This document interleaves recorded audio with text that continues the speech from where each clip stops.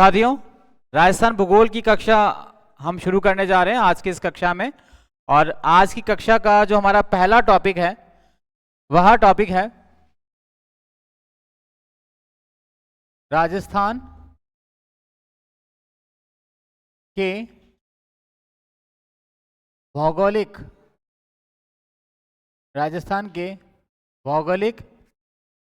स्थान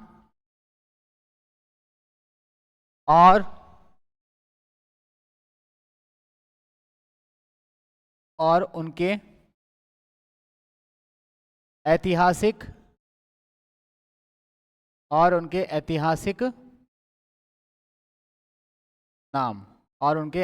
नाम। जैसे अजमेर की हम बात करते हैं तो अजमेर का पुराना नाम क्या है? अजमेरू है। अब यह आपको समझ में आया तो हम हमारे बाकी जितने भी हैं उनको समझ लेंगे। राजस्थान के जितने भी भौगोलिक स्थान होंगे उन भौगोलिक स्थान को हम बैठिए है ना, उन भौगोलिक स्थान और उनके ऐतिहासिक नामों के बारे में आज चर्चा करने वाले हैं। ठीक है, इसमें पश्चिमी राजस्थान से लेकर जो हमारा हाड़ौती प्रदेश है वहां तक हम चलेंगे और जो जो प्रश्न हमारे इस एग्जाम्स में इसको रिलेटेड बन रहे हैं वो सारे लूंगा। लगभग मैं आपको 20-25 के आसपास नाम बताऊंगा, उससे अगर बाकी के 3 ऑप्शन भी आपको याद रह जाएंगे तो आप उसको एलिमिनेशन मेथड पे ले सकते हो। ठीक है, सबसे पहले जो मैं आपको नाम बताता हूं वह क्या है जो बार बार पूछा जाता है, ठीक है, वह है वागड़। ठीक है, पहला जो नाम आपके सामने देखने को मिल रहा है वह है वांगड़ है ना। पहला जो आपके सामने नाम मिलेगा वांगड़। अलग अलग नाम है, इसको वागर भी कहा जाता है। वागड़ बोलो या वागर बोलो, ये ध्यान रखना, लेकिन ये वह है, ये बै नहीं है। एक होगा बागर और एक होगा वागड़ और वागर। ये क्या है? दक्षिण राजस्थान में, ठीक है, दक्षिण राजस्थान में जहां पर माही नदी है, ठीक है, उस वाले क्षेत्र को ये बोला जाता है। ठीक है, इसको वागड़ भी बोला जाता है। लिखिएगा इसके अंदर,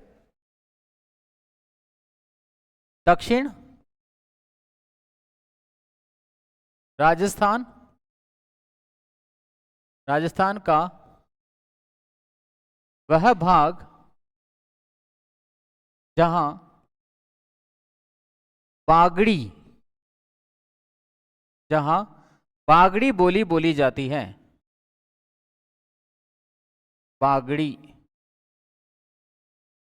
जहां बागड़ी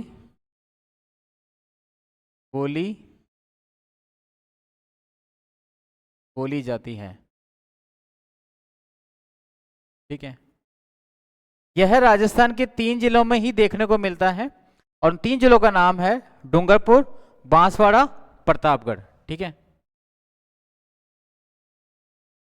डूंगरपुर, बांसवाड़ा, बांसवाड़ा, प्रतापगढ़। ठीक है, इन 3 जिलों में जो है कौन सा क्षेत्र मिलता है हमको? वागड़। बा में लूणी का आ जाएगा। आज जो हम कक्षा ले रहे थे उसमें भी ये प्रश्न आया था आपके पास, अगर सुन रहा होगा, आप तो सुन रहे होंगे प्रदीप जी। ठीक है, नेक्स्ट है हमारे सामने बांगड़।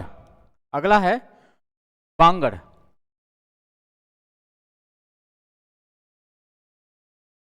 अगला है बांगड़।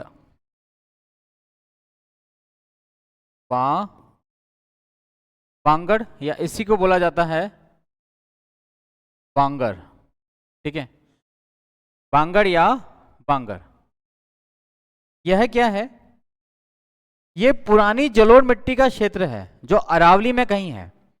देखिए, अगर आप राजस्थान को थोड़ा समझें, ठीक है, इस पूरे राजस्थान में मैं एक एक क्षेत्र को बताता भी चलूंगा आपको मैप के अकॉर्डिंग, तो आपको इजी रहेगा। इस राजस्थान में अभी तो आप बहुत सारी नदियों के नाम जानते हो, जैसे लूणी है, पानगंगा है, माही है, चंबल है, लेकिन एक टाइम ऐसा था कि यहाँ पे ये सारी नदियां नहीं थी। केवल राजस्थान, पूरे उत्तर भारत में एक ही नदी सबसे ज्यादा फेमस थी, सरस्वती। कौन सी? सरस्वती। और सरस्वती नदी के किनारे ही राजस्थान में सभ्यता बनी है जिसका नाम क्या? कालीबंगा, जो सिंधु सभ्यता के समकालीन के आसपास मानी जाती है। अब गग्गर नदी जो है राजस्थान के हनुमानगढ़ से एंटर होती हुई गंगानगर से होके पाकिस्तान में चली जाती है, ठीक है। अब ये नदी में पानी नहीं है, लेकिन ये पानी अभी भी कैसे चलता है? इनर लैंड वाटर चलता है, अंतर प्रवाह में चलता है, ठीक है। और इस वजह से अभी भी यहाँ पर जो है कुछ ऐसी मिट्टी मिलती है जो जलोढ़ मिट्टी की जैसी होती है। जलोढ़ मिट्टी का मतलब जल के द्वारा बहाकर लाई गई मिट्टी। वह मिट्टी जो पुरानी है, अगर कहीं राजस्थान में मिल रही है तो वो इस वाले हिस्से में मिल रही है, और उसी हिस्से को हम क्या बोलते हैं? वांगड़ बोलते हैं, ठीक है। ठीक है ना, पुरानी, ठीक है। अरावली लिखिए, इसमें लिखना अरावली के पश्चिम, अरावली के पश्चिम भाग में, पश्चिम भाग में पुरानी जलोढ़ मिट्टी भाग में पुरानी जलोढ़ मिट्टी वाला क्षेत्र क्या कहलाता है? वांगड़ कहलाता है, ठीक है। वांगड़ कहलाता है। अब अरावली के पश्चिम वाले की बात की जा रही है। हम वापस हमारी स्लाइड में देखते हैं, तो ये रही हमारी अरावली, ठीक है, इस तरह से। अब अरावली के पश्चिम वाले भाग में जहां जहां तक इसका विस्तार हमको देखने को मिल जाएगा, वहां वहां हमको क्या मिलेगा? जलोढ़ क्षेत्र मिलेगा। विस्तार देख लीजिएगा, इसका विस्तार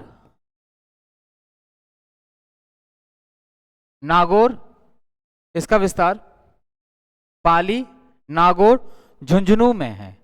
इसका विस्तार पाली, नागौर और झुंझुनू में है, झुंझुनू में है, झुंझुनू, ठीक है, झुंझुनू में है। अब अकेला झुंझुनू नहीं आ सकता इसमें ना, कई बार आपसे पूछ लिया जाता है शेखावटी बेसिन, तो शेखावटी बेसिन अगर झुंझुनू में है तो झुंझुनू के आसपास वाले हिस्से भी तो इसमें ही आएंगे, क्योंकि झुंझुनू से जुड़ा हुआ है सीकर, और सीकर से जुड़ा हुआ है नागौर, नागौर से जुड़ा हुआ है पाली। ये डायरेक्ट लिंक है एक चेन के अंदर, ठीक है। अगला प्रश्न लिखना, सॉरी अगला हेडिंग लिखना, थली, ठीक है। अगला है थली, थाली वाली है ना। अब थली क्या होता है? रेगिस्तान जो है, उस रेगिस्तान में पाए जाते हैं टीले। अब उन टीलों का जो ऊपरी भाग होता है, ये ऊपरी भाग, उसको बोला जाता है थली। और एक आएगा उनका जो नीचे वाला भाग होता है, उसको बोला जाता है तली। जैसे ये मैंने आपके सामने यूं धोरे बनाए, ठीक है।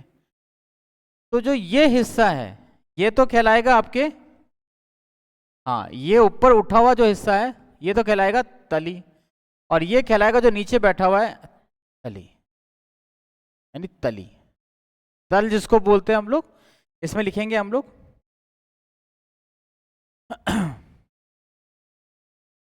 पश्चिमी मरुस्थल, पश्चिमी मरुस्थल में ऊपर उठा भाग, पश्चिमी मरुस्थल में ऊपर उठा भाग तली कहलाता है, तली कहलाता है, कहलाता है। यह या इसका विस्तार बीकानेर, इसका विस्तार बीकानेर, चूरू में दिखाई देता है। इसका विस्तार बीकानेर, चूरू में है। ठीक है, इसका विस्तार बीकानेर और चूरू के अंदर है। अब यही चीज वापस रिपीट हो जाएगी। मरुस्थल के टीलों के मध्य का जो स्थान होता है, दो टीलों के मध्य का जो नीचे की तरफ हो, उसको हम बोल देते हैं तली। ठीक है, लिखिएगा।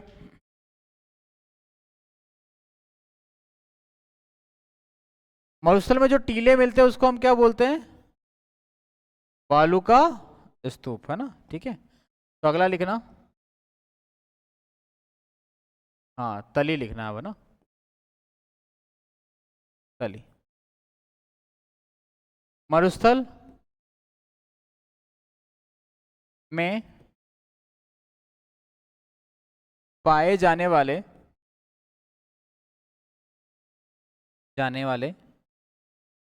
बालू का स्तूप के मध्य की नीचे धसी भूमि, नीचे धसी भूमि, उसी को क्या बोला जाता है? तली बोला जाता है। ठीक है, अब इनको वहां की लोकल लैंग्वेज में बोला जाता है। अगर आप ध्यान से देखो ना, तो ये शेप एक कैसा बन जाता है? बाउल शेप बन जाता है ये। एक अगर ये कैसे बन जाएगा? एक बाउल शेप बन जाएगा ये, है ना। हाँ, तो राजस्थान की लोकल भाषा में या मारवाड़ी भाषा में इसको बोला जाता है प्याला। प्याला क्या? जब इसके अंदर पानी भर जाएगा बारिश के टाइम, क्योंकि पानी यहाँ तो टिकेगा नहीं। वैसे तो रेगिस्तान के मौसम में बारिश होती ही नहीं है, लेकिन वो सम तहसील में नहीं होती। कुछ ऐसी जगह भी है राजस्थान में, पश्चिमी मौसम में जब बारिश होती है तो वो पानी आगे इकट्ठा कहाँ हो जाएगा? यहाँ पर। और ये कैसे फॉर्म में दिखेगा हमको? एक बाउल फॉर्म में, या है ना। स्थानीय भाषा में, इसमें लिख देना आप, स्थानीय भाषा में इन्हें प्याला के नाम से जाना जाता है।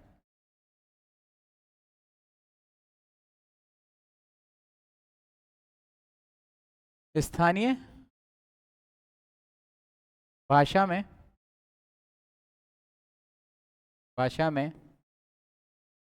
इन्हें प्याला कहा जाता है। अब एक प्रश्न यहां से बनता है कि प्याला होता क्या है?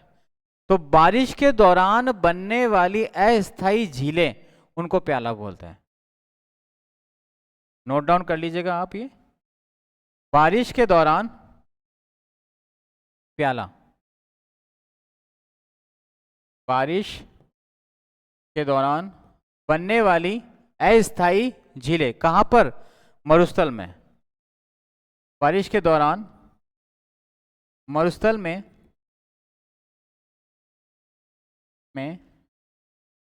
बनने वाली अस्थायी झीलें, याद रहेगा ना। प्याले को अलग से लिखाने की जरूरत तो नहीं है आपको, है ना। प्याले बस ये याद रखना, प्याला हमेशा बनेगा बारिश के दौरान। और अगर बारिश नहीं हो रही है तो दो बालू का स्तूपों के बीच की जगह को क्या बोलेंगे हम? तली बोलेंगे। वो तली है और वो थली है। ठीक है, अब बारिश बंद हो गई, या बारिश उधर बरस ही नहीं रहा, लेकिन थोड़ा थोड़ा जो पानी था वो दलदली रूप में कन्वर्ट हो गया। जो दलदल मरुस्थल में बनता है उसी को हम रन के नाम से जानते हैं। ठीक है, जो मरुस्थल में दलदल बनता है उसी को क्या बोलते हैं? रन बोलते हैं। ठीक है, नेक्स्ट पॉइंट लिखना, राठी। अगला है हमारे पास, हटा दूं इसको, ले लूं, है ना। अगला है राठी।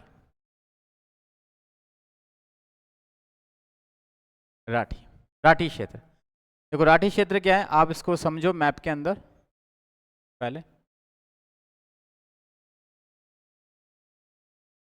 राजस्थान के बीच में से अरावली जाती है, और इस अरावली के ऊपर से एक समवर्षा रेखा जाती है जिसको हम बोलते हैं 50 सेंटीमीटर रेनफॉल लाइन, वर्षा रेखा।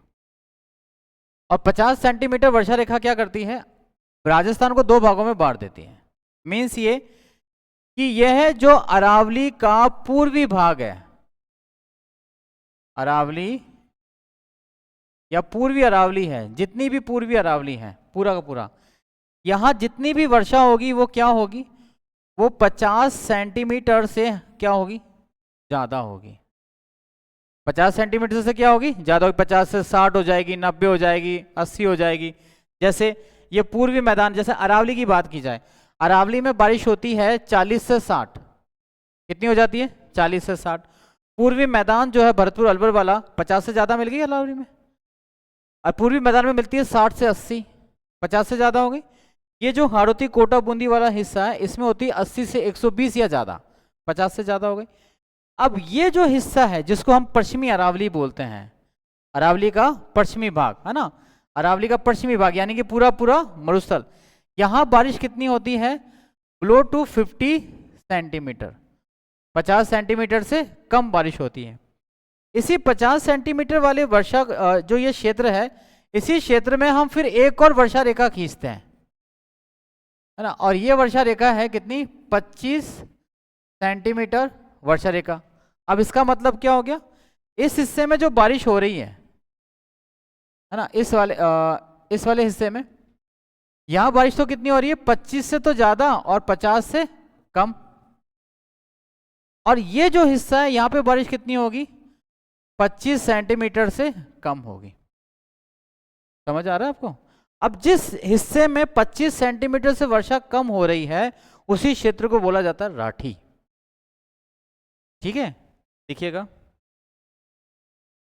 राजस्थान का 25 सेंटीमीटर से कम वर्षा वाला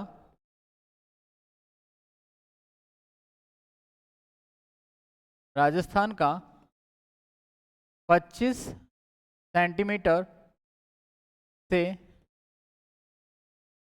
वर्षा से कम वाला क्षेत्र, कम वाला क्षेत्र। राठी वैसे एक गाय की नाम भी है, गाय की नस्ल है राठी, ठीक है। लेकिन राजस्थान के जिस भौतिक प्रदेश में 25 सेंटीमीटर से कम वर्षा होती है उस क्षेत्र को हम क्या बोलते हैं, राठी के नाम से। अब अगर इसमें देखा होगा आपने मैप के अंदर, तो ये बिल्कुल पश्चिमी वाला राजस्थान आ गया। अब इसके जिले बताओ, ये जिला सबसे पश्चिमी वाला जिला है, कौन सा है, जैसलमेर, ठीक है।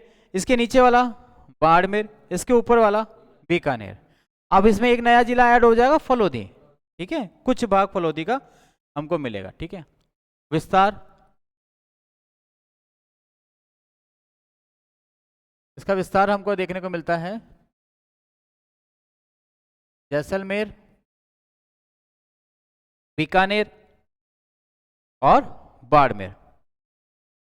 जैसलमेर, बीकानेर और बाड़मेर।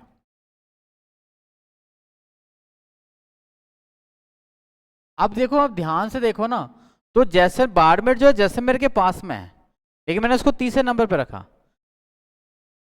देख रहे हैं आप। इसका कारण है कि राठी क्षेत्र का सर्वाधिक विस्तार कौन से जिले में है, जैसलमेर में है, और न्यूनतम विस्तार किसमें है, बाड़मेर में है। समझ के चलिए, क्योंकि इन जिलों के अंदर बाड़मेर में एक नदी आ जाती है, उस नदी का नाम है लूणी, ठीक है, वो वहां से पाकिस्तान में चली जाती है। लेकिन बीकानेर और चूरू में कोई नदी नहीं है, राजस्थान के बीकानेर और चूरू में कोई नदी। अब तीसरा जिला भी हो गया फलोदी, उसमें भी कोई नदी अब आपको देखने को नहीं मिलेगी। जैसलमेर सबसे ज्यादा सूखा है, इसलिए सबसे ज्यादा विस्तार किसमें मिलेगा हमको, जैसलमेर में, ठीक है। राठी क्षेत्र का अब इसमें बोला जाता है प्रतिनिधित्व करने वाला जिला कौन सा है, जैसलमेर। दो क्वेश्चन बनेंगे आपसे। राठी क्षेत्र बोला किसको जाता है, राजस्थान का वह भौतिक प्रदेश जहां पे 25 सेंटीमीटर से बारिश क्या हो रही होगी, कम हो रही होगी। दूसरा प्रश्न, राठी क्षेत्र में शामिल कौन सा जिला नहीं है। तीन आपको याद रखेंगे, चौथा आपको रखना पड़ेगा कोई सा भी। अगला प्रश्न कि राठी क्षेत्र का प्रतिनिधित्व करने वाला जिला कौन सा है, जैसलमेर। आप ध्यान रखिएगा, इसमें नोट डाउन आप अपने हिसाब से इसको कर लीजिएगा, ठीक है। प्रतिनिधित्व जिला, प्रतिनिधित्व, और प्रतिनिधित्व का मतलब हो गया राठी क्षेत्र का सर्वाधिक विस्तार कहां पर है, जैसलमेर में है, या सर्वाधिक विस्तार वाला जिला जैसलमेर।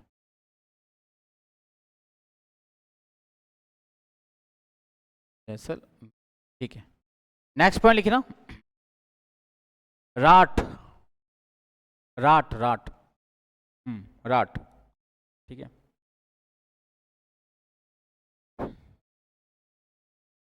कोतपुतली का नाम सुना है आपने?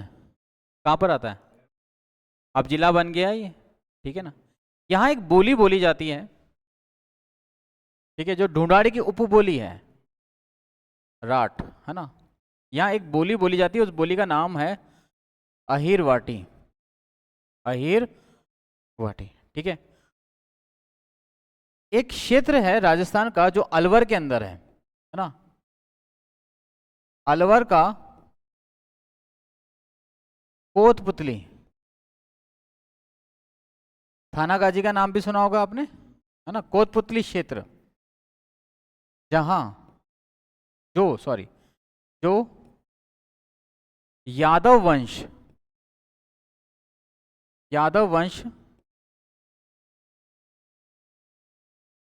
द्वारा शासित हुआ करता था,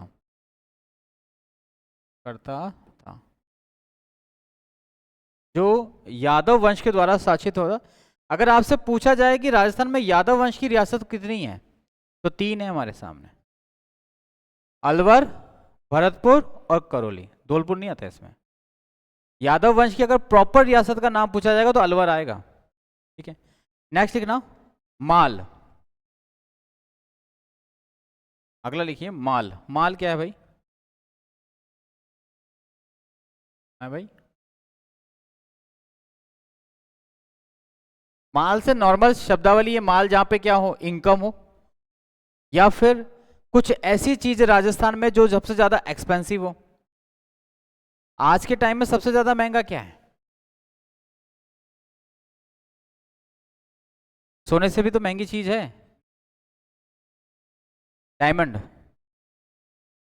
डायमंड कभी सोने का मुकाबला तो, या सोना डायमंड का मुकाबला कर पाएगा क्या? कभी नहीं कर पाएगा भाई। डायमंड हमेशा महंगा रहा है, ठीक है। और डायमंड मिलता कहाँ है? ये मत बोलना कोयले की खान में, ये मत बोलना मेरे को बस। कहाँ मिलता है? चट्टान में मिलता है। इसका मतलब पत्थर जो है ज्यादा महंगा है सोने से, क्योंकि डायमंड पत्थर का टुकड़ा ही तो है भाई। 3 तरह की चट्टानें होती हैं, आग्नेय चट्टानें, इग्निशियस, सेडिमेंट्री, और उसके बाद मेटामॉर्फिक, अवसादी चट्टानें और कायांतित चट्टानें। जब आग्नेय चट्टानें कायांतरित, तो कायांतरित के ऊपर जो ताप और प्रेशर पड़ता है तो वो अपना रूप बदल देती हैं, और बदला हुआ रूप जो है वही क्या, एक हीरा है, ठोस हो जाता है बहुत। कोई चीज ठोस कब होती है? जब बहुत ज्यादा कंप्रेस्ड हो जाती है, बहुत ज्यादा सिकुड़ेगी ना वो चीज, तो बहुत ज्यादा टफ हो जाएगी। और जैसे एक पतला रबड़ होता है, आप उसको तोड़ लोगे, लेकिन एक छोटा रबड़ आएगा उसको नहीं तोड़ पाएंगे, उसको ताकत ज्यादा लगानी पड़ेगा, क्योंकि वो क्या हो गया, कंप्रेस हो चुका है। इसी तरह से राजस्थान के अंदर एक ऐसा भौतिक प्रदेश है जो सबसे ज्यादा पत्थरों के लिए जाना जाता है, कीमती पत्थरों के लिए जाना जाता है, और वही हिस्सा क्या कहलाता है हमारा? माल कहलाता है, ठीक है। कौन सा? हाड़ौती। हाँ, माल, माल वही माल है जहां पे बहुत सारा माल मिल सकता हो, ठीक है। लिखिए ना माल के बारे में। माल राजस्थान का भौतिक प्रदेश, जो कि राजस्थान का भौतिक प्रदेश, राजस्थान का भौतिक प्रदेश जो कि बेसाल्ट ऑब्लिक लावा, यही आंसर है आपके पास। हाँ, बेसाल्ट चट्टान का नाम है भाई, और लावा जब बहुत ज्यादा ठंडा हो जाएगा तो बेसाल्ट में आ जाएगा। जो बेसाल्ट ऑब्लिक लावा है ना, लावा से निर्मित है। और ऐसा राजस्थान में एक ही भौतिक प्रदेश है, निर्मित है। इसे हाड़ौती अंचल के नाम से भी जाना जाता है। इसे हाड़ौती अंचल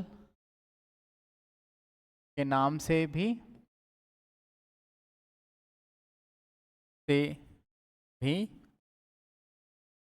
जाना जाता है। ठीक है, और इसका विस्तार आपको पता ही है, कहाँ मिलेगा इसका विस्तार? 4 जिले हैं, 4 जिलों के अलावा 5वां जिला इसमें नहीं आएगा। पहला जिला कौन सा लेंगे आप? बूंदी लेंगे। बूंदी के बाद लेंगे कोटा। हाँ जी, कोटा, झालावाड़ और बारा। यूं तो इसमें कुछ हिस्सा जो है चित्तौड़ का भी है और कुछ हिस्सा भीलवाड़ा का भी है। जब फिजियोग्राफिकल पार्ट यानी भौतिक प्रदेश पढ़ाऊंगा तब मैं आपको इसमें भीलवाड़ा और चित्तौड़ को भी ऐड करूंगा। अभी तो मैंने फिलहाल किसके लिए बताया आपको? माल। अब राजस्थान का ऐसा ही एक और भौतिक प्रदेश है जो भी एम से शुरू हो रहा है, उसका नाम है मालव। मालव, मालव क्या है भाई?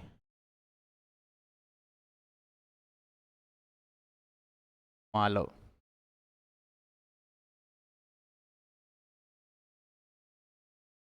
एक यात्री आया था, डायमेकस, चंद्रगुप्त सेकंड के टाइम पर आया था। डायमेकस चंद्रगुप्त सेकंड नहीं, उसके टाइम में आया था। उसने अपनी पुस्तक में बताया कि भारत का सबसे ज्यादा संपन्न जो राज्य है ना, जहाँ सब कुछ सबसे ज्यादा मिलता है, उसका नाम है मध्य प्रदेश। उस समय उसको मध्य प्रदेश नहीं बोला जाता था, उसको क्या बोला जाता था? मालव बोला जाता था। अब बाद में राज्य बन गया, लेकिन एमपी का कुछ हिस्सा वो अभी भी मालव के नाम से जाना जाता है। वह कौन सा? देखिए, राजस्थान की सबसे ज्यादा बॉर्डर किसके साथ लगती है? कितनी लगती है? बहुत बढ़िया, आपको ये याद है। ठीक है, अब राजस्थान का जो जो हिस्सा एमपी के साथ टच होता है ना, उसी को बोला जाता है मालव। नहीं, एमपी, सिर्फ एमपी। कारण क्या है? इस एमपी में एक क्षेत्र है जिसको बोला जाता है मालवा। ठीक है, मालवा बहुत बड़ा भौतिक प्रदेश है मध्य प्रदेश का, जो मिनरल्स के लिए जाना जाता है। आपने पन्ना का नाम सुना है? अरे पन्ना जगह का नाम है, एमपी में पन्ना जगह का नाम है। पन्ना एक जगह है, वहां पे डायमंड मिलता है, डायमंड निकलता है वहां पे। ठीक है, तांबड़ा निकलता है वहां पे एमपी के अंदर। तो उस वाले हिस्से में सबसे ज्यादा क्या मिल जाता है हमको? पत्थर, जिससे हम सबसे ज्यादा क्या कमा सकते हैं? माल। ठीक है, उसी हिस्से को क्या बोल दिया? मालवा। अब इसका छोटा सा भाग जो राजस्थान के साथ टच है, उसी को हम क्या बोल देते हैं? मालव बोल देते हैं। ठीक है, लिखिएगा, एमपी के मालवा पठार का विस्तार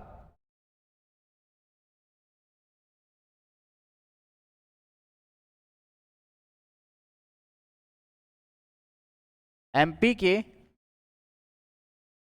मालवा पठार का विस्तार विस्तार राजस्थान के झालावाड़ और प्रतापगढ़ में है। प्रतापगढ़ में है। इसे ही मालव कहा जाता है। ठीक है, इसे ही मालव मालव कहा जाता है। ये जितनी चीजें मैं बता रहा हूं ना, ये सारी की सारी मैप ड्रॉ करवाऊंगा अभी, लेकिन अब कर तो गणे रहे हो, धड़ाधड़ लिख तो रहे हो, क्योंकि माइंड में सेट करिए। सबसे पहले मैंने किसके बारे में बताया था राकेश जी? वागड़ के बारे में बताया था या बागड़ के बारे में बताया था? वागड़। वागड़ क्या है?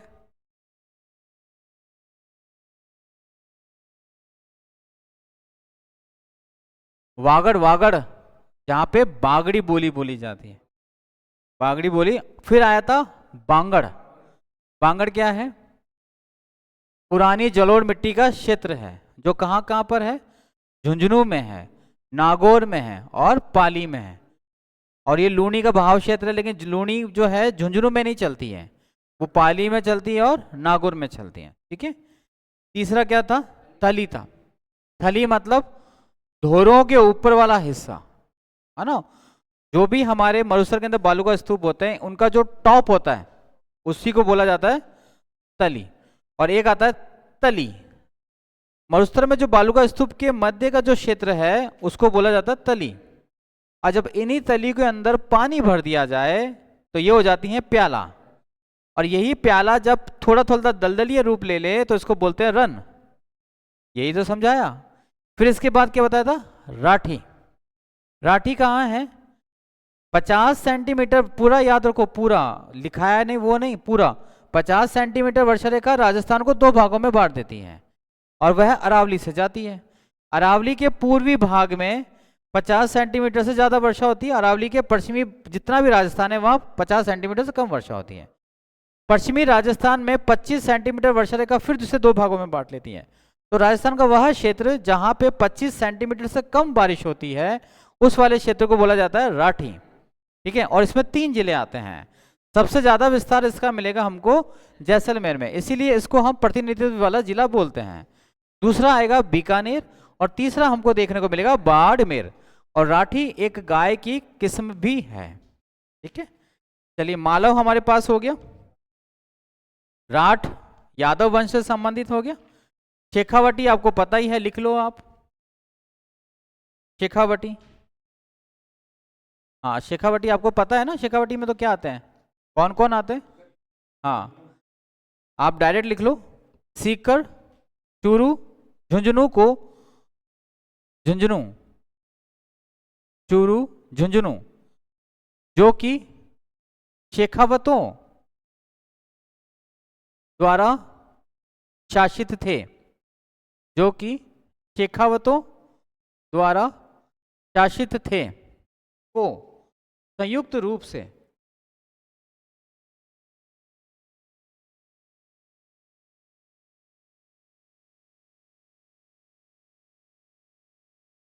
आगे का लिख लो, शेखावटी कहा जाता है। संयुक्त रूप से शेखावटी कहा जाता है। ठीक है। नेक्स्ट लिखना, अगला तो मैं समझाऊंगा आपको। तोरावटी। शेखावटी तो आ गया होगा आपको समझ में, है ना। शेखावटी। अगला है आपके सामने तोरावटी। तोरा, देखो राजस्थान में 2 अंतर प्रवाह की नदियां जो सबसे प्रमुख हैं। एक नदी का नाम है घग्गर और दूसरी नदी का नाम है कांतली। दूसरी नदी का नाम है कांतली, जो बहती है झुंझुनू और सीकर में। अब जहां जहां कांतली नदी का बहाव क्षेत्र है उसी हिस्से को क्या बोलते हैं हम? तोरावटी बोलते हैं। ठीक है, लिखिएगा इसके अंदर। कांतली नदी के बहाव क्षेत्र को, कांतली नदी के बहाव क्षेत्र को या अपवाह क्षेत्र को कांतली नदी के बहाव ऑब्लिक अपवाह कैचमेंट एरिया, अपवाह क्षेत्र को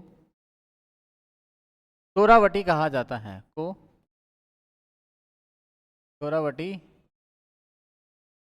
कहा जाता है। और कांतली नदी राजस्थान के 2 जिलों में बहती है। सीकर से, खंडेला की पहाड़ियों से निकलती है ये। ठीक है, सीकर और झुंझुनू। सीकर, झुंझुनू में इसका विस्तार है।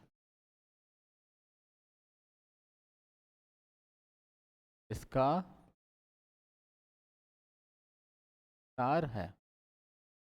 ठीक है। तोरावटी। नेक्स्ट है मरु। मरु जानते हो क्या किसको कहते हैं? ऐसी जगह जहां पे मरना लगभग क्या हो, तय हो। ऋग्वेद के अंदर मरुस्थल को क्या बोला गया है? मरुकांतार बोला गया है। ठीक है, नेक्स्ट लिखना मरु।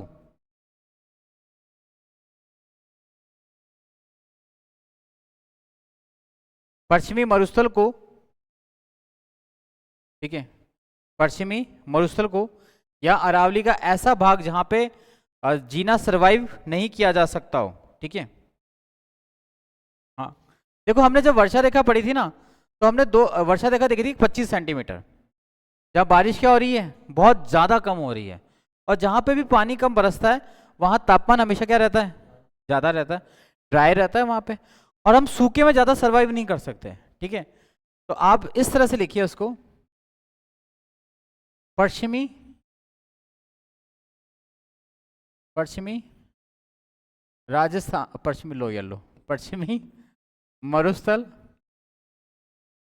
का शुष्क प्रदेश, शुष्क जलवायु प्रदेश, शुष्क, हाँ शुष्क जलवायु प्रदेश,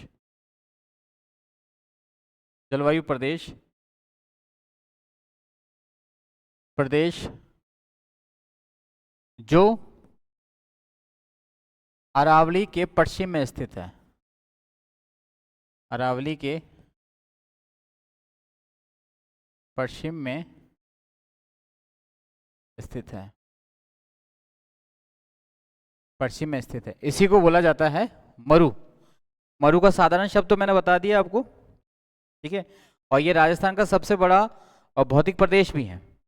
ठीक है, नेक्स्ट है मेरू। मेरू किसको बोला जाता है? हाँ बहुत बढ़िया, मैं यही बोलना चाहिए। एक वर्ड होता है जिसका नाम होता है मेरुदंड। मेरुदंड, मेरुदंड मतलब जो हमको क्या रखता है, एकदम स्ट्रेट रखता है, या फिर हमारी बॉडी के अंदर सबसे सीधा जो पार्ट है वो है हमारा मेरुदंड। राजस्थान में भी एक हिस्सा ऐसा है जो बिल्कुल एक सीधी रेखा के रूप में है, लगभग लगभग, उसका नाम क्या है? अरावली। आपने मैप में देखा होगा ना, देखो ये अरावली एकदम ऐसे लगता है जैसे सीधी रेखा हो, भले बीच में हमको दिख रही, ये भी बीच में है, और मेरुदंड भी कहाँ पे होता है? बीच में होता है। ठीक है, तो इस हिस्से को बोला जाता है मेरू, बोला जाता है अरावली का प्राचीन नाम। अरावली का प्राचीन नाम,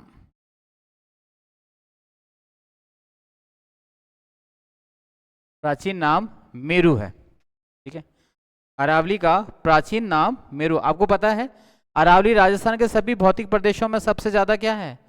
पुरानी है। किसका भाग मानी जाती है ये? क्या क्या वापस बोलना? गोडावन, गोंडवाना है।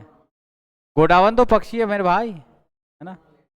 हाँ, अरावली का प्राचीन नाम क्या है? मेरू है। ठीक है, इसी तरह से एक नाम मिलता है हमको मत्स्य। ठीक है, मत्स्य एक होता है मत्स्य संघ। ठीक है, सबसे पहले लिखना मत्स्य, मत्स्य, आज इसको बोलते हैं मत्स्य। ठीक है, ये क्या है? ये अलवर का भाग है जिसकी राजधानी क्या थी? ये मत्स्य जनपद है। 16 महाजनपद थे, उन 16 महाजनपदों में से 2 जनपद हमारे पास थे, एक शिवी वाला और एक मत्स्य। इसकी राजधानी थी विराटनगर। ठीक है, हाँ अलवर का, और अलवर का दक्षिण पश्चिमी भाग मत्स्य जनपद कहलाता था, कहता था, और इसकी राजधानी विराटनगर, की राजधानी विराटनगर थी। विराटनगर कहाँ आता है? जयपुर में आता है। अब इसी तरह से जब राजस्थान का जो है कंपाइलेशन यानी एकीकरण हुआ था, ठीक है, एफिमेशन हुआ था, उस वाले समय हमें जो नाम निकल के आया उसका नाम है मत्स्य संघ, मत्स्य यूनियन। ठीक है, इसमें क्या होता है, 4 जिलों को कंबाइंड रूप से बोला गया था। राजस्थान एकीकरण का पहला चरण जिसमें आता है ABCD, अलवर, भरतपुर, धौलपुर और करौली। ठीक है, राजस्थान एकीकरण के प्रथम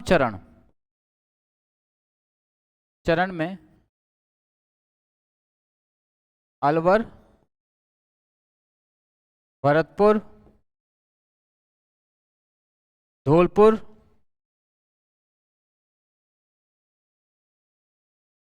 अलवर, भरतपुर, हाँ, धौलपुर, करौली का संयुक्त संगठन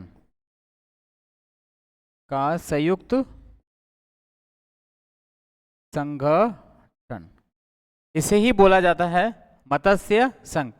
ठीक है, इसकी राजधानी जो थी वो कौन सी थी, अलवर थी। इसकी राजधानी अलवर थी। मत्स्य संघ की राजधानी अलवर थी, जबकि मत्स्य जनपद की राजधानी विराटनगर थी। ठीक है, नेक्स्ट है हमारे सामने मेवात। मेवात,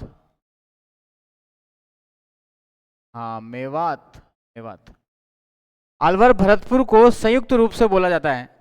राजस्थान का पूर्वी भाग है जहां पर एक कम्युनिटी रहती है जिसका नाम है मेव।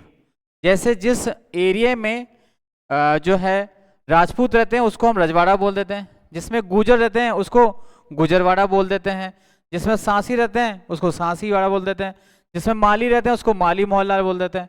इस तरह से एक कम्युनिटी है मेव जाति का बाहुल्य क्षेत्र, हाँ मेव जाति का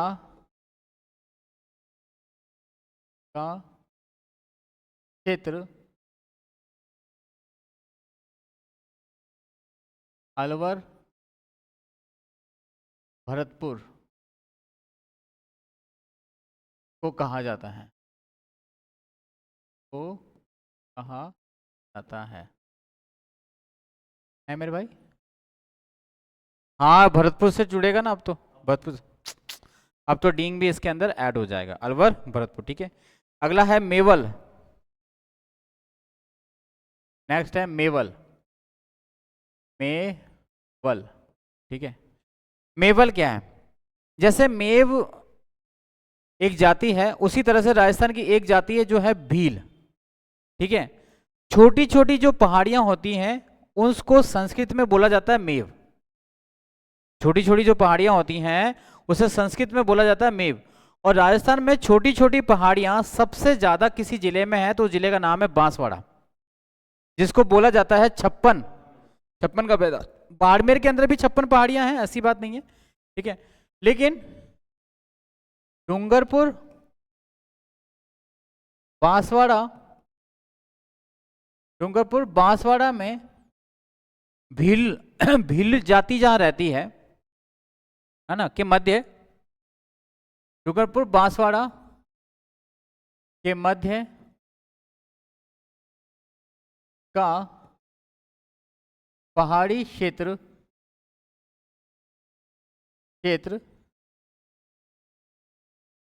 मेव कहलाता है,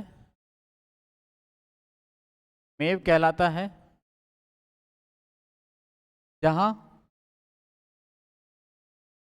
भील जाति निवास करती है।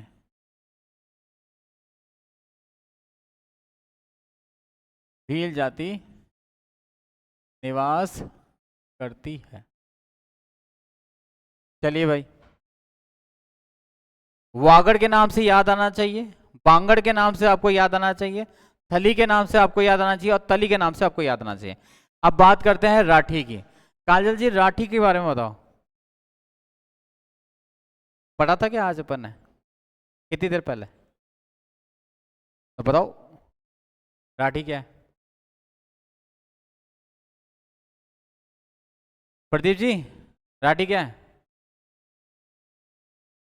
वर्षा वाला क्षेत्र, कौन से जिले आते हैं उसमें?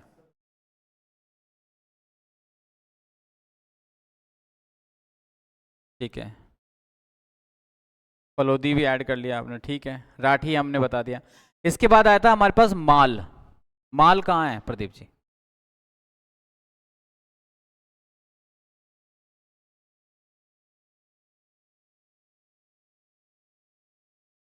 ये तो समझाने का तरीका था मेरा, वहां पे वो तोड़ना है। हाँ, बस ये दो जिले हैं जो उसके अंदर आते हैं, माल में आते हैं। मालव में कौन आता है? भाई माल बेसाल्ट वाला भाग था या कौन सा वाला भाग था, ये बताओ पहले तो मुझे। है ना, बेसाल्ट वाला हिस्सा था जिसमें हाड़ौती पूरा आ गया था। और मालव जो था वो था आपके झालावाड़ और प्रतापगढ़ का हिस्सा, यही तो था। माल जो क्षेत्र है वो तो पूरी तरह से क्या है, हाड़ौती प्रदेश है। और जो मालव प्रदेश है वो पूरी तरह से क्या है, दो जिले हैं। ठीक है, शेखावटी तो आपको अच्छे से पता है। तोरावटी बताओ। कांतरी नदी कौन से जिलों में बहती है? सीकर और ये अभी तो याद रखे जी, कल भी याद होना चाहिए, हमेशा याद होना चाहिए, है ना। मरु आपको बता दिया, है ना। मरु क्या होता है? मरुस्थल को बोला जाता है। मेरू तो इससे भी आसान हो गया, समझा दिया अपन ने। ठीक है, चलो अब हम पढ़ते हैं बीड़। बीड़, पहले बीड़ फिर बीहड़, हाँ, अलग अलग नाम है। बीड़, ठीक है, बीड़ क्या है?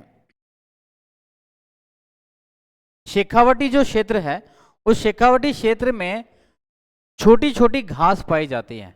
और घास किसको प्यारी है सबसे ज्यादा? बकरी को क्या, सभी जानवरों को, ये जो भी शाकाहारी, जो भी दुधारू पशु होते हैं उन सबको घास प्यारी होती है ना। अब जहां घास बहुत ज्यादा मात्रा में उग जाए उसको हम बोलते हैं चारागाह भूमि, कैटल ग्राउंड, है ना, जिसको गांवों की भाषा में कांकड़ के नाम से भी जानते हैं। कांकड़ में क्या होती है, हमेशा छोटी घास ज्यादा मिलती है, मिट्टी और कंकड़ ज्यादा मिलते हैं, इसलिए तो उसको कांकड़ बोलते हैं। ठीक है, तो लिखना शेखावटी क्षेत्र में, शेखावटी क्षेत्र में पाई जाने वाली चारागाह भूमि, चारागाह भूमि, ठीक है। और मुख्यतः इसका विस्तार झुंझुनू में है, मुख्यतः इसका विस्तार। अब बताओ झुंझुनू में इसका विस्तार क्यों मिल रहा है, कोई कारण बताएगा मुझे? क्योंकि ये आज के चैप्टर में है ये चीज, मुख्यतः इसका विस्तार झुंझुनू में है। और कोई कारण? अच्छा एक बात बताओ, ये घास छोटी ही क्यों उग रही है यहाँ पे, बड़ी क्यों नहीं उग रही? छोटी घास ही क्यों उग पा रही है? पानी कम है, बहुत बढ़िया, तो फिर भी छोटी छोटी घास ही क्यों उग रही है? आप भूल गए, उपजाऊपन अभी भी मिट्टी में है लेकिन पूरी तरह से नहीं है। और झुंझुनू वो जिला था जहां पुरानी जलोढ़ मिट्टी है, इसीलिए झुंझुनू का नाम इसमें प्रायोरिटी। जबकि मैंने आपको बताया था कि जो बांगड़ है, बांगड़, बागड़ ही तो था वो, बागड़, जिसमें वही तो आया था, सीकर भी आया था उसमें, झुंझुनू भी बताया था, नागौर भी बताया था, पाली भी बताया था। और मैंने आपको बोला था कि झुंझुनू आ रहा तो कुछ हिस्सा इसका सीकर में मिलेगा, कुछ चूरू में मिलेगा, लेकिन सबसे ज्यादा विस्तार कहां पर है इसका, झुंझुनू में है। तो झुंझुनू में हमको पुरानी जलोढ़ मिट्टी ज्यादा मिल रही है, इसी वजह से झुंझुनू में सबसे ज्यादा विस्तार है इसका, किसका? बीड़ का। ठीक है, अब ये तो था बीड़, बीड़ है क्या याद रखिएगा आप, हाँ कैटल ग्राउंड है, ठीक है, या कैटल, हाँ चारागाह भूमि है, बस छोटी छोटी शब्दावलियां हैं ये। फिर आपसे पूछा जाए बीहड़, बीहड़ क्या होते हैं भाई? बीहड़ बताओ मुझे, बीहड़। राजस्थान की सबसे लंबी नदी कौन सी है? हाँ चंबल, राजस्थान की सबसे लंबी नदी चंबल है। अब चंबल नदी बहती कैसे है, इसको आप देखिए। एमपी में एक डिस्ट्रिक्ट है जिस डिस्ट्रिक्ट का नाम है धार, धार जिला, है ना। धार जिला से ये नदी इस तरह से निकलती है नॉर्थ की तरफ, है ना, ये निकली है यहां से, और यहां से ये चित्तौड़ में आएगी, उल्टी चल रही है। देखो आप, रिवर हमेशा कैसे बहती है, स्लोप की तरफ बहती है। तो ये जो ढक्कन का प्लेटू है इसका ये उठा हुआ है, इसी वजह से ये चंबल नदी है जो है राजस्थान की ओर आती है, पहले नॉर्थ में जाती है और फिर किस में चली जाती है, पूर्व में चली जाती है ना, पूर्व में चली जाती है। यहां पर जो इसका फ्लो है ना वो कम है यहाँ, क्योंकि चढ़ रही है, चढ़ास लेती है यहाँ पे, ठीक है। लेकिन जैसे ही ये यूं इस तरह से उतरती है ना, ये वाला ये हिस्सा बनता है, तो इसके पानी पे क्या बनता है, प्रेशर बनता है, पानी बहुत तेज चलता है। तेज चलते हुए ये यहाँ पे क्या करती है, कटाव करने लग जाती है और ये मिट्टी को काटती हुई चलती है। ये मिट्टी को इतनी तेजी से काटती है कि मिट्टी के जो मैदान है उन मैदान में घाटियां बन जाती हैं। चंबल की क्या बन जाती है, घाटियां बन जाती हैं, मतलब मिट्टी अलग अलग जगह टुकड़े टुकड़े में बट जाएगी और बीच में इतनी गहरी घाटियां बन सकती है कि आप उसमें चल सकते हो, छुप सकते हो। डाकू, चंबल के डाकू कहाँ छुपते हैं, इन्हीं बीहड़ों में, जहां से आप देख नहीं सकते, ठीक है।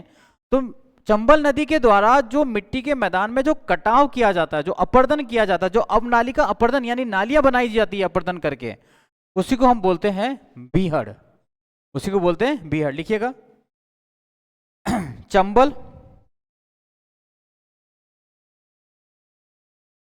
चंबल, चंबल नदी के द्वारा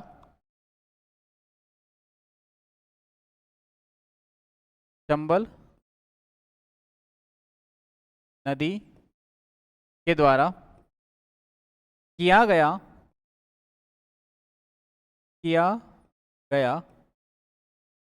अवनालिका अपरदन, ये वर्ड लिखिएगा जरूर, है ना,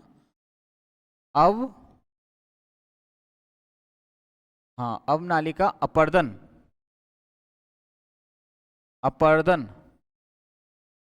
अवनालिका अपरदन, है ना, द्वारा किया गया अवनालिका अपरदन, जिससे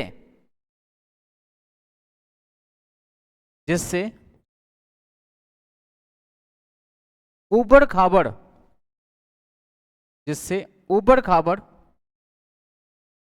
ऊबड़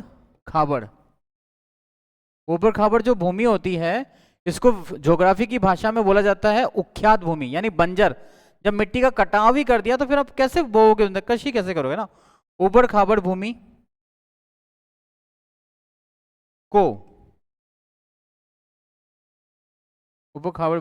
को बीहड़ कहा जाता है,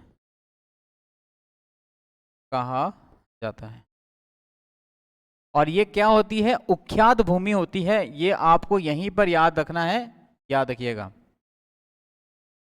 बीहड़ एक तरह से होती क्या है, उख्यात भूमि होती है, उख्यात भूमि। और उख्यात भूमि मतलब उख्यात यानी कि क्या बोलते, बंजर या अनुपजाऊ, है ना, या कृषि अनुपयोगी भूमि। ये तीनों नाम आपको ये याद रखना यहीं इसी जगह ही, उख्यात भूमि। तो बताओ सर्वाधिक उख्यात भूमि बनाने वाली नदी कौन सी है, चंबल है। यूं तो सारी नदियां जो इस तरह का निर्माण करती हैं बीहड़ का, लेकिन सबसे ज्यादा निर्माण कौन करती है, चंबल, क्योंकि जितनी बड़ी नदी उतना ज्यादा फ्लो, उतना ज्यादा कैचमेंट एरिया और उतना ही ज्यादा पानी में प्रेशर, ठीक है। अब ये बीहड़ स्टार्ट हो जाते हैं जहां से चंबल नदी मैदान में प्रवेश करती है। चंबल नदी आती है एमपी से और चित्तौड़ में एंट्री करती है। मैंने थोड़ी देर पहले ही बोला था कि हाड़ौती के अंदर वैसे तो हम 4 जिलों को रखते हैं, लेकिन इनमें 2 जिले और जोड़ते हैं हम लोग, कौन से, चित्तौड़ और भीलवाड़ा। इसका मतलब चित्तौड़ कैसा प्रदेश हो गया, पठारी प्रदेश हो गया। तो पठार को काटने में उसको टाइम लगता है। इस पठार से होती हुई जाती है कोटा, कोटा से जाती है बूंदी, 12 में ये नहीं जाती है, झालावाड़ में ये नहीं जाती है, ठीक है। इसके बाद ये एंटर करती है सवाई माधोपुर। सवाई माधोपुर में जैसे ही एंटर करती है उसको मिलता है एक प्लेन, क्योंकि सवाई माधोपुर में कोई पहाड़ी नहीं है, एक पठार था जिसपे मैसा का जो रणथंभौर का वाला है, ठीक है, लेकिन वो इतना बड़ा नहीं है। वहां मैदान से एंटर करने के बाद इसका फ्लो और तेज हो जाता है। सवाई माधोपुर से आगे जाती है करौली, और करौली में जाने के बाद तो ये क्या बनती है, तांडव मचा देती है, पूरा। तो सबसे ज्यादा बीहड़ जो पाए जाते हैं वो करौली में पाए जाते हैं, इसलिए वहां को बोला जाता है करौली को डांग की रानी। ठीक है, बीहड़ को ही डांग के नाम से भी जाना जाता है।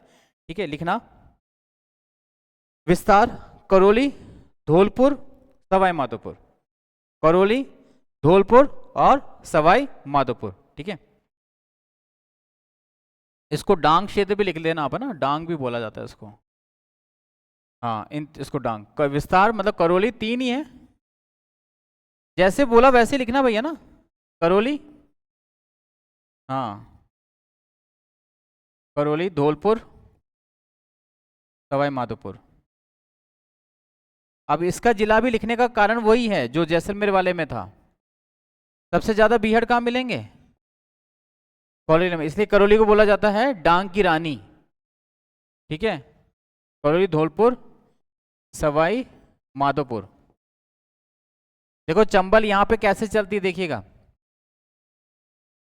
इस मैप में देखो आप, चित्तौड़, चित्तौड़ के बाद जाएगी ये भीलवाड़ा, भीलवाड़ा से एंटर करेगी ये कोटा, कोटा से चली जाएगी बूंदी, बूंदी से चली जाएगी ये सवाई माधोपुर यहाँ पे। ठीक है, सवाई माधोपुर, सवाई माधोपुर से जाएगी ये, हाँ, इधर ऊपर की तरफ चलती है करौली में, और ये बाउंड्री वॉल पे बहती है ऐसे करौली, और धौलपुर में जाती हुई इस तरह से टर्न कर देती है और यहाँ पे मिल जाती है यमुना से। ये भरतपुर में नहीं जाती है, भरतपुर में कोई बीहड़ नहीं है, इसलिए भरतपुर को बोला जाता है डांग का राजा। भरतपुर में कोई बीहड़ नहीं है, इसलिए भरतपुर बोला जाता है डांग का राजा। और सबसे ज्यादा जो बीहड़ है सर्वाधिक वो कहां पर है, करौली में। वैसे सवाई माधोपुर में देखे जाते हैं अब तक तो। ठीक है, चलिए नेक्स्ट लिखिएगा, भोराट इंपॉर्टेंट है ना। अगला है भोराट, भोराट, भोराट क्या है, एक पठार है। ठीक है, और ये किसके बीच में है, उदयपुर और राजसमंद के बीच में। लिखिएगा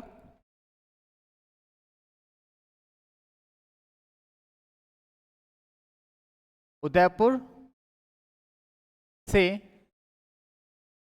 सॉरी, उदयपुर के गोगुंदा से राज संबंध के कुंभलगढ़ के, कुंभलगढ़ के मध्य ऊंचा उठा पठारी क्षेत्र भोराट का पठार कहलाता है। भोराट का पठार कहलाता है। अब देख लो आप इसको आसानी से, ये वाला जो पॉइंट है यह है आपके गोगुंदा, और गोगुंदा आता है उदयपुर में। ठीक है, ये जो पॉइंट है इस पॉइंट का नाम है कुंभलगढ़, और कुंभलगढ़ है राजसमंद में। अब इन दोनों के बीच में एक छोटा सा हिस्सा है जो यूं उठा हुआ है, इसी को हम क्या बोलते हैं, भोराट बोलते हैं, इसी को बोला जाता है भोराट। ठीक है, समझ में आ गया। लास्ट लिखो एक भोमट, भोमट, हाँ, लास्ट लिखो भोमट, भोमट। एक आया था मेवल, मेवल कहां पे था,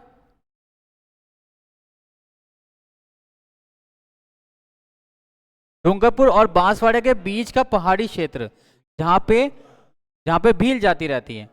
टीएसपी एरिया लगता है, टीएसपी एरिया में 4 जिले आते हैं, उदयपुर आता है, डूंगरपुर आता है, बांसवाड़ा आता है, प्रतापगढ़ आता है, ये 4 जिले आते हैं। हमने देख लिया डूंगरपुर और बांसवाड़ा के बीच में जो पहाड़ी पर रहता है भील, वो तो कहलाता है मेवल, लेकिन उदयपुर और डूंगरपुर के बीच में जो पहाड़ियां हैं उसमें जो भील रहते हैं उसको क्या बोला जाता है, भोमट। ठीक है, उदयपुर के दक्षिणी भाग से लेकर डूंगरपुर के मध्य का भील निवास क्षेत्र भौमट कहलाता है। भौमट कहलाता है। ठीक है क्या? क्लियर है? कितने हो गए? 25 की बोला है मैंने, कितने हो गए? 10, 11 हो गए, 15, 20 हो गए, तो 10-15 और लिखाएंगे अभी आपको। ठीक है? याद रहेंगे ये आपको? नहीं रहेंगे तो भी याद करना है गाइस आपको, है ना?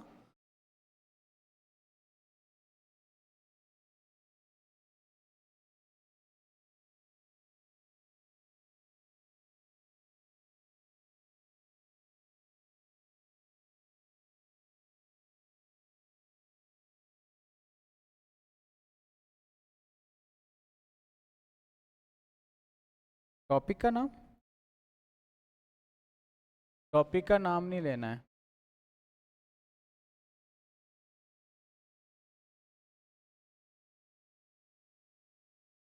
पहली वाली स्लाइड तो डिलीट ही कर दी यार।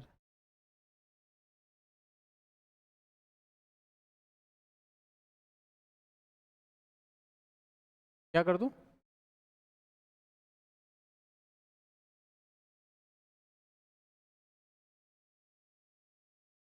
अच्छा,